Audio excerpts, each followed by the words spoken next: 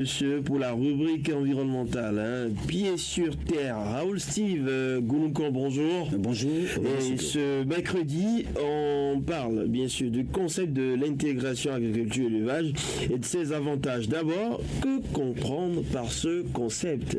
Oui, par ce concept, il faut comprendre que l'agriculture renferme trois composantes, à savoir l'homme, les plantes et les animaux. Il y a une complémentarité entre ces trois composantes. Et donc, quand on parle d'intégration agriculture-élevage, eh bien, c'est ce type d'agriculture qui allie agriculture et élevage. C'est cette synergie d'action qu'il y a entre ces composantes. Et cette intégration dépend du réflexe que le producteur développe de façon à tirer le meilleur profit. Alors, le concept agriculture-élevage n'est pas nouveau. Oui, aujourd'hui, lorsqu'on parle d'intégration agriculture-élevage, on a l'impression que c'est un concept nouveau. Non, ce n'est pas nouveau. L'agriculture, à l'origine, était déjà bien intégrée. Le concept est né avec nos ancêtres qui sont d'ailleurs les premiers agriculteurs. L'exemple qui illustre parfaitement nos propos nous renvoie au plan architectural des Tatasumba. C'est dans le département de l'Atakura. Ce sont des plantes, des animaux et l'homme qui vivent ensemble. C'est un savoir ancestral. Il faut remonter à plus de 10 millions d'années dans le temps. C'est un savoir ancestral qui mérite d'être pérennisé, d'être promu au regard de ses nombreux avantages. On en parlera tout à l'heure. En réalité, avec l'évolution, nous avons fait l'option de la spécialisation dans l'agriculture et qui ne cadre pas forcément avec nos réalités. Vous l'avez dit, mais quels sont les avantages du concept agriculture-élevage? Oui, le concept agriculture-élevage offre beaucoup d'avantages et aux producteurs, c'est une solution pour enrichir nos sols et mieux protéger notre environnement. Aujourd'hui, beaucoup de producteurs sont confrontés à la difficulté liée à l'appauvrissement des sols à cause de l'utilisation intensive des substances chimiques et qui ne sont pas bénéfiques pour notre sol, pour l'environnement. Ces engrais chimiques ne sont pas bénéfiques pour l'homme et les animaux. Si le producteur agricole se met plutôt dans une logique intégrative ou d'agriculture intégrée, il peut utiliser les fans, c'est-à-dire les feuilles de ces plantations qui tombent pour fertiliser le sol. C'est plus simple et sans dépense. Il peut utiliser les excréments des animaux pour fertiliser le sol. C'est de l'engrais organique. Il ne dépense rien et les feuilles des plantations peuvent servir au même moment à nourrir les animaux. Professeur Mohamed Nasser Bako est le directeur du laboratoire Société et Environnement de l'Université de Parakou. Selon lui, le succès de l'agriculture, à tout point de vue, dépend de la combinaison de ces deux composantes et que sont l'élevage et l'agriculture. Il évoque dans l'extrait que je vous propose deux avantages que cette intégration offre.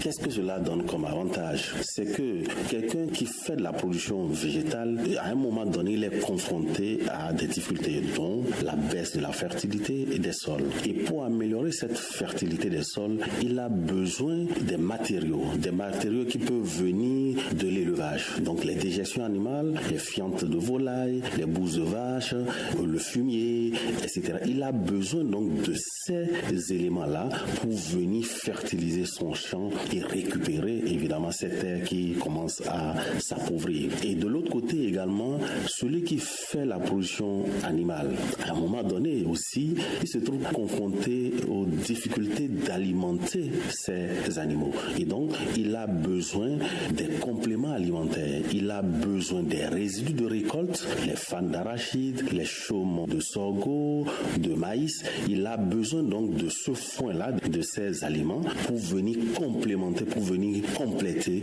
n'est-ce pas, l'alimentation de ses troupeaux et de son cheptel.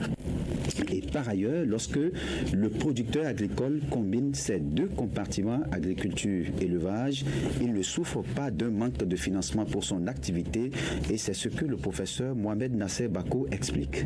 C'est le démarrage des pluies et l'agriculteur il veut produire du maïs, il veut produire du coton, il a besoin d'un peu d'argent.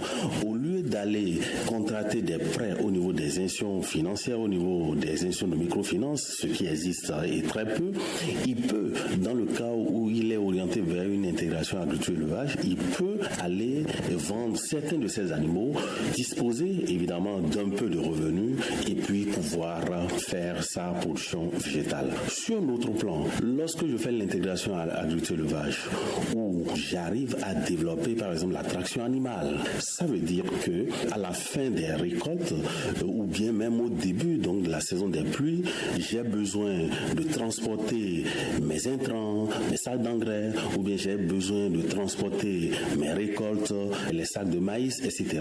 Cette intégration agriculture-élevage permet, à travers la traction bovine, la traction axine, de pouvoir faire face aux difficultés de transport qui se poseraient à l'agriculteur qui aurait opté pour l'intégration. Et plus loin, le producteur agricole qui s'inscrit dans une dynamique intégrative a une alimentation riche et variée.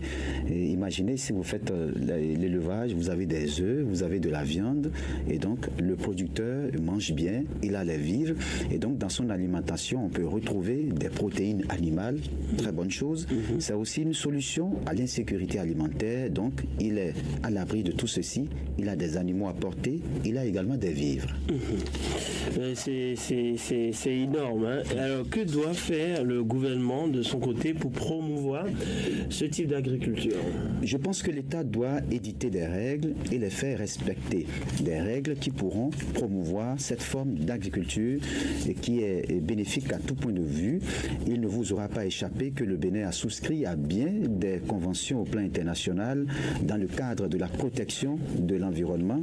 Donc, les efforts et les réflexions doivent être orientés dans le sens de la généralisation de cette forme d'agriculture bénéfique à tout point de vue, et cela naturellement nécessite une formation, une sensibilisation, de l'accompagnement technique et financier, parce que c'est toute une technicité derrière tout ceci, et les producteurs qui sont déjà dans le système agricole intégré peuvent être accompagnés, à mon avis. On peut par exemple les exonérer de certaines taxes parce que pratiquant déjà une forme d'agriculture respectueuse de notre environnement. Et ça se fait déjà dans les pays développés et dans bien de pays en voie de développement. Ce faisant, nous allons inciter nos producteurs à s'approprier cette forme d'agriculture qui est intelligente, raisonnée et surtout respectueuse de notre environnement. D'ailleurs, les experts recommandent l'agroécologie comme modèle de développement agricole, un modèle dans lequel l'utilisation des engrais chimiques est fortement minimisée.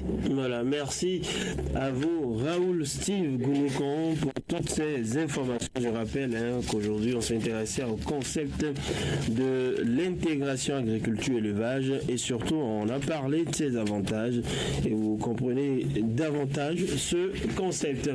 La deuxième lecture